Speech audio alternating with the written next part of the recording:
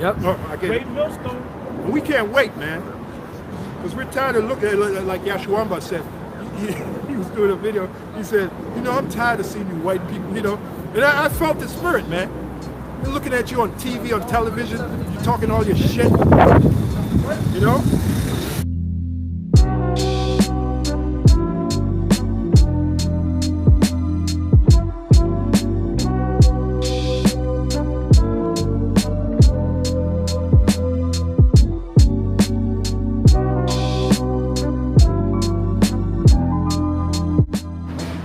Wash the little birds with Dawn dishwashing liquid. And you're proud of that shit too.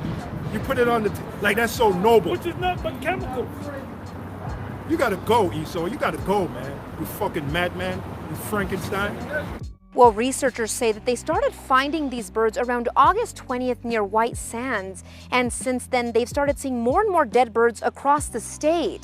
Researchers say this could be for several reasons, from wildfires to the change in weather patterns. Yeah, it is very shocking and it's heartbreaking. One by one, hundreds and thousands of migratory birds are being found dead in New Mexico. Large-scale avian mortalities do occur. They're not common, but they're usually associated, they're very short-term, associated with a single pulse in the weather. So it would be over a couple of day period. But this situation is weird for New Mexico State University researchers because it's lasting longer than a few days. There are several hypotheses, and it could be just the perfect storm coming together. It could be the fires across the west. Researchers say the fires in Oregon, California, and Colorado may be causing birds to change migratory pathways, or the smoke may be causing damage to their lungs. Another theory, dry conditions. If a bird lands in the middle of the desert and it's been dry and it can't find the food it needs to survive, it's not going to be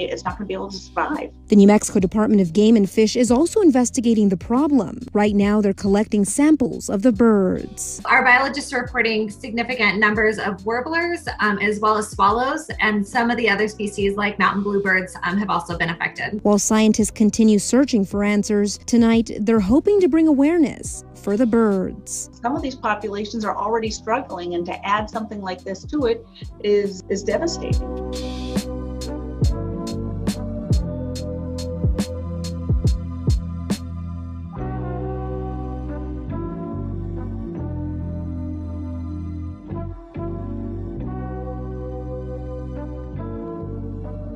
Thousands of dead fish are found in the bay. This is happening off the coast of Miami. And that's exactly where we find Local 10's Louis Aguirre. He's joining us live from the scene of this really disturbing discovery in the water.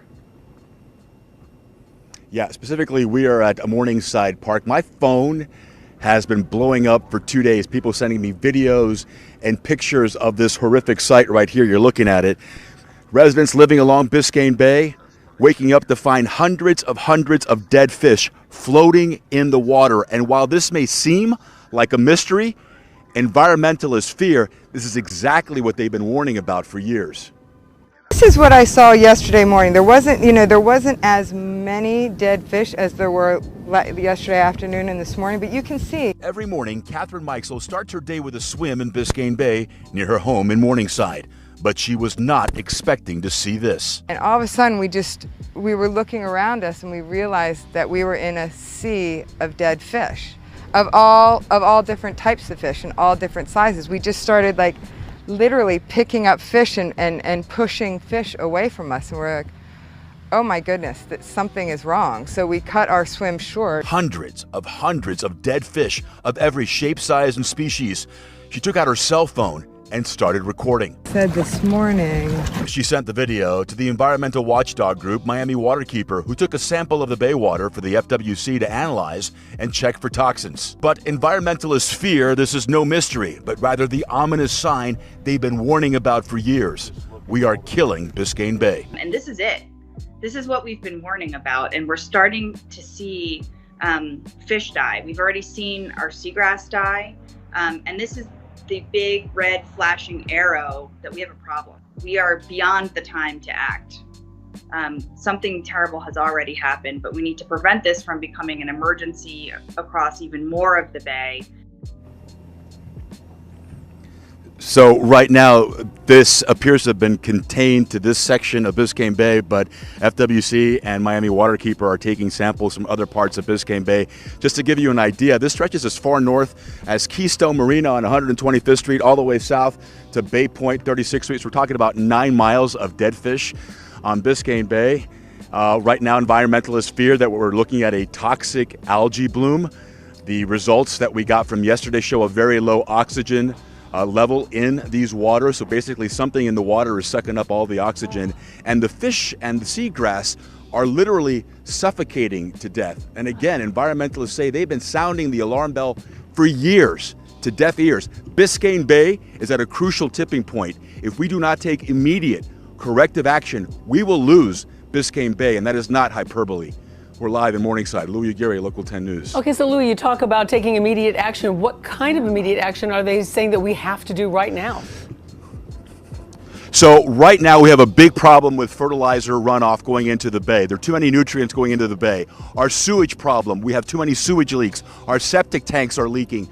Too much pollution, storm drain runoff. We do not treat stormwater when it goes into the bay. These are things that our city leaders have known about for years, and they have not fixed the problem. We are fixing our sewage system right now. That is true, but it goes beyond the sewage system. Right now, the city of Miami passed the most aggressive fertilizer ban ordinance in the city that took effect in March, meaning that you cannot use fertilizer on your lawn in the summer months when it's rainy and wet, and all that fertilizer just seeps right into the bay. That is adding nutrients into the bay. Nutrients that feed the algae bloom. The algae bloom sucks up the oxygen. That kills the fish. That kills the seagrass. We will lose our seagrass ecosystem. It will become an algae system if we're not careful.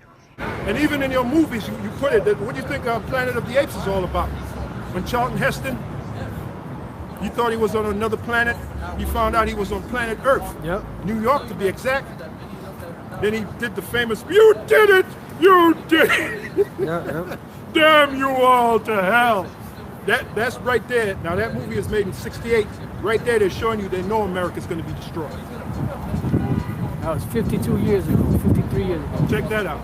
And High Priest Ariel, Pastor Todd told us, High Priest Ariel always talked about that movie, Planet of the Apes, because that was a metaphor of us in rulership. They're calling us apes. Yep. So High Priest Ariel said, back in the day, when I was real young, they used to have these fancy movie theaters. Oh yeah. These high walls and seats and all that, and you had ushers.